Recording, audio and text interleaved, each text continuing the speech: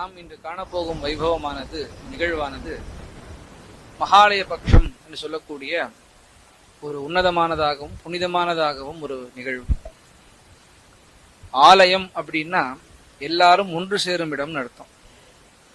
மகா ஆலயம் அப்படின்னா பல பெரியவர்கள் ஒன்று சேரும் இடம் அப்படின்னு நம்ம சொல்லுவோம்.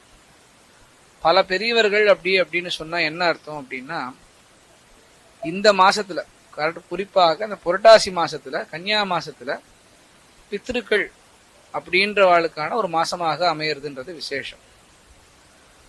பொதுவாக நம்ம சொல்றது என்ன அப்படின்னு சொன்னா, தர்ப்பணம் பண்ணும் போது சில பேர் என்ன சொல்லுவா அப்படின்னா, அப்பா, அப்பாவுடைய அப்பா, அப்பாவுக்கு தாத்தா, இதுதான் வழக்கமா பண்ணிட்டு வரா இன்னி வரைக்கும். ஆக 3 தலைமுறைக்காக இந்த தர்ப்பணம் அப்படின்றது நடக்கிறது.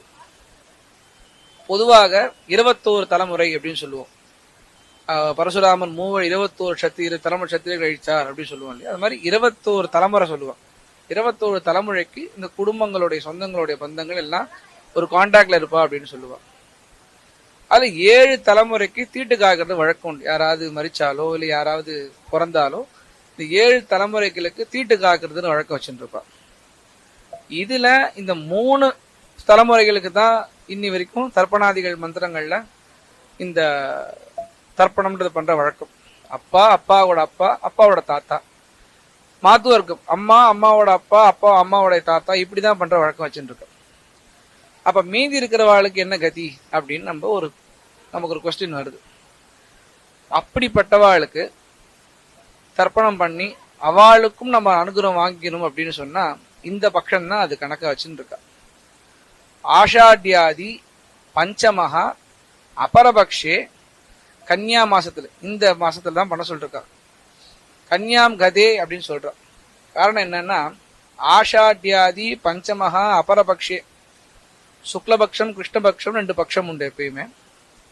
அதுல ஆஷாட்யாதி பஞ்சமகா அபரபக்ஷே, அதாவது ஆடி மாசம் 2 பட்சம், ஆவணி மாசம் 2 பட்சம், இந்த புரட்டாசி மாசம் 1 பட்சம் விட்டுட்டு பௌர்ணமிலேருந்து ஆரம்பிச்சு அமாவாசை பரியந்தம் பண்ணக்கூடிய இந்த பட்சம் தான் மகாலய பட்சம் அப்படின்னு சொல்ற வழக்கம். இந்த பட்சத்துலதான் பித்ருக்களுக்கு எல்லாருக்கும் நம்ம எல்லா விதமான தர்ப்பணாதிகள் செய்யறதுன்றது வழக்கமா வச்சுருக்கா. இந்த காரியத்தை இந்த மாசத்தை நம்ம செய்யணும். விசேஷமா என்ன அப்படின்னு சொன்னா, பொதுவா இந்த தர்ப்பணாதிகள்ல பார்த்தீர்கள் அப்படின்னு சொன்னா அம்மா, அப்பா, அப்பாவோட அப்பா, அப்பாவோட தாத்தா வழக்கம் வரும். இங்க அம்மா, அம்மாவோட அப்பா, அம்மாவோட அப்பா, இப்படிதான் வழக்கம் வந்துட்டு இருக்கு. இப்ப சபத் இந்த அப்பாவோட கூட பிறந்தவாளா இருக்கா இல்லையா, சித்தப்பா இருப்பா, பெரியப்பா இருப்பா, அப்புறம் அம்மா வழியில கூட பிறந்தவா சித்தி இருப்பா, மாமா இருப்பா, இவா எல்லாருக்கும் சேர்ந்து தர்ப்பணம் பண்ணணும் அப்படின்னு சொன்னா இந்த பாதி பட்சங்கள்ல தான் பண்ணுவா. அதெல்லாம் என்ன காரணம் அப்படின்னு சொன்னா, இவா எல்லாருக்கும் இந்த 3 தலைமுறை விட்டுட்டு மீதி எல்லாருக்கும் பண்ணக்கூடிய பட்சமா அமையறது இந்த பட்சம். அதாவது ஆடி மாச பௌர்ணமி சேர்ந்து ஆவணி மாசம் பௌர்ணமி தள்ளி, இந்த பக்கம் புரட்டாசி மாசம் 1 பௌர்ணமி தள்ளி, புரட்டாசி மாசத்தினுடைய கன்னியா மாசம், அதாவது கன்யாம் கதே எப்படி சொல்ற, என்னன்னு அர்த்தம்னா, இந்த புரட்டாசி மாசம் வரக்கூடிய பௌர்ணமி, அதாவது அபரபக்ஷே, அதாவது கிருஷ்ணபக்ஷத்துல வரக்கூடிய பௌர்ணமியிலேருந்து ஆரம்பிச்சு அமாவாசை வரையும் பண்ணக்கூடிய இந்த 15 நாள் இந்த பித்ருக்களுக்கு செய்யணும் அப்படின்னு கடமைப்பட்டிருக்கா எல்லாரும்.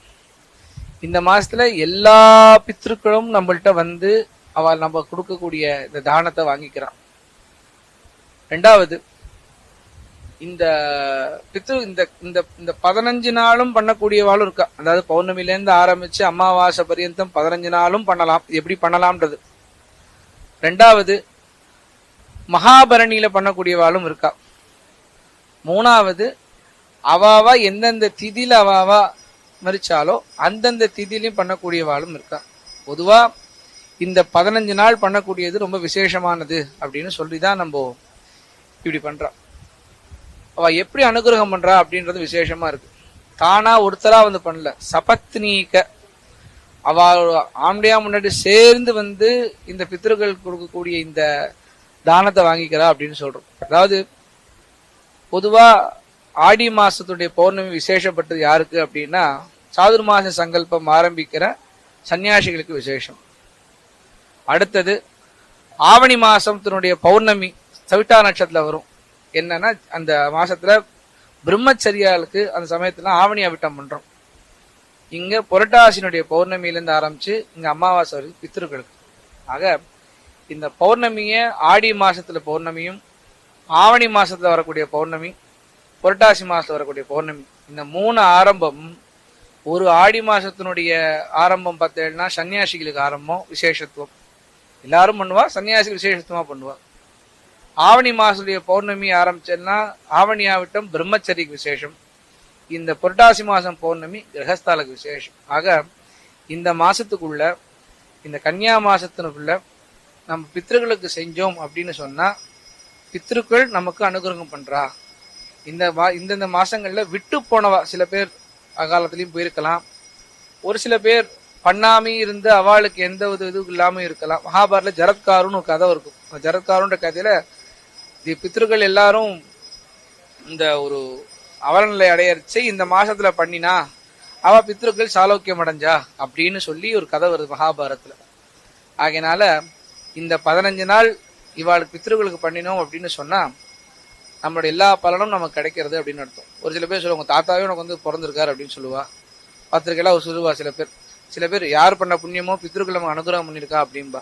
அதனால பித்ருக்களுக்கு பண்றது அப்படின்றது விசேஷம். குறிப்பா இந்த மகாலய அமாவாசையில பித்ருக்களுக்கு பண்றதுன்றதும், இந்த 15 நாள் அவளுடைய மரிச்ச திதியில பண்றது அப்படின்றதும், 3வது இந்த பௌர்ணமி தொடங்கி அமாவாசை பரியந்தம் இந்த 15 நாளும் அவளுக்கு பண்றது தர்ப்பணம் பண்றது அப்படின்னு சொல்றது ரொம்ப விசேஷம்.